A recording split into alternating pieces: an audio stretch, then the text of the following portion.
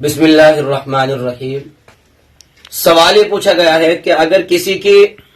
عید کی نماز میں رکعت چھوٹ جائے یا پھر شروع کی تکبیریں امام صاحب کہہ چکے ہوں اور قرات شروع کر چکے ہوں، تکبیر چھوٹ جائے یا وہ امام صاحب کو رکوع میں پائے، تو پھر کس طریقے سے اپنی عید کی نماز کو وہ ادا کرے؟ تو میں انشاءاللہ نمبر وار اس کو سمجھانے کی کوشش کروں گا۔ آپ حضرات جو ہیں توجہ کے ساتھ دھیان سے سنیں۔ پہلی بات تو یہ کہ جب آپ عید کی نماز کے لیے عیدگاہ پر یا کسی بڑی مسجد میں تشریف لے گئے، اس وقت میں کیا ہے، امام صاحب نے نیت باندھ کر سبحانک اللہم پڑھنے کے بعد 3 تکبیر کیا ہے امام صاحب کہہ چکے ہیں اور آپ اس وقت پہنچے ہیں، تو آپ کو کیا کرنا ہے؟ آپ فوراً کیا ہے نیت کریں اور اس کے بعد کیا اللہ اکبر کہہ کر، اب آپ کو قرات نہیں سننی، فوراً آپ کو کیا ہے 3 مرتبہ تکبیر کہنی ہے، اللہ اکبر اللہ اکبر اللہ اکبر، اس کے بعد آپ کو قرات۔ دوسرا مسئلہ کہ اگر آپ ایسے وقت میں عیدگاہ پر عید کی نماز پڑھنے کے لیے پہنچے ہیں کہ امام صاحب رکوع میں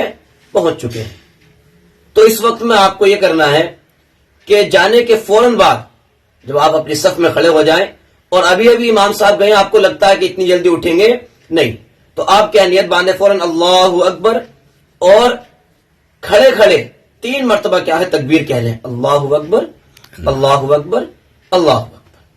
اور اس کے بعد رکوع میں چلے جائیں اور رکوع کر رہے امام صاحب کے ساتھ رکوع کریں، پھر پوری نماز کیا ہے امام صاحب کے ساتھ میں ادا کریں۔ لیکن اگر آپ کو ایسا لگتا ہے کہ جس وقت آپ صف میں کھڑے ہیں نماز پڑھنے کے لیے،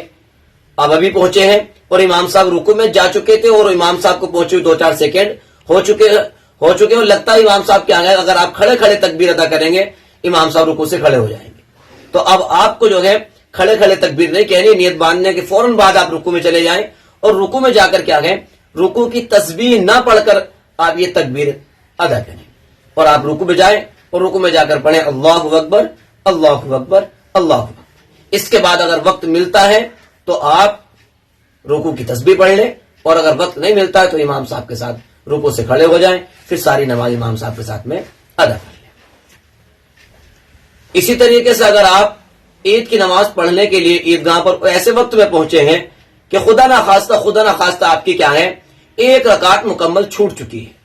امام صاحب کیا ہے پہلے رکعت کا رکوع کر چکے ہیں یا پہلے رکعت کے دونوں سجدے کر چکے ہیں یا امام صاحب دوسری رکعت کی کیا قرات کر رہے ہیں، آپ ایسے وقت میں کیا عیدگاہ پر پہنچے ہیں، تو آپ کو کرنا یہ ہے کہ آپ کو جانے کے بعد نیت باندھ لینی ہے اور امام صاحب کے ساتھ 1 رکعت جیسے امام صاحب پڑھیں گے ویسے ہی ادا کرنی ہے۔ امام صاحب سلام پھیر لیں گے، اخیر میں آپ کو سلام نہیں پھیرنا ہے۔ اب آپ کھڑے ہو جائیں، کھڑے ہونے کے بعد ایک بات سمجھنے کی پوائنٹ کی یہاں پر یہ ہے کہ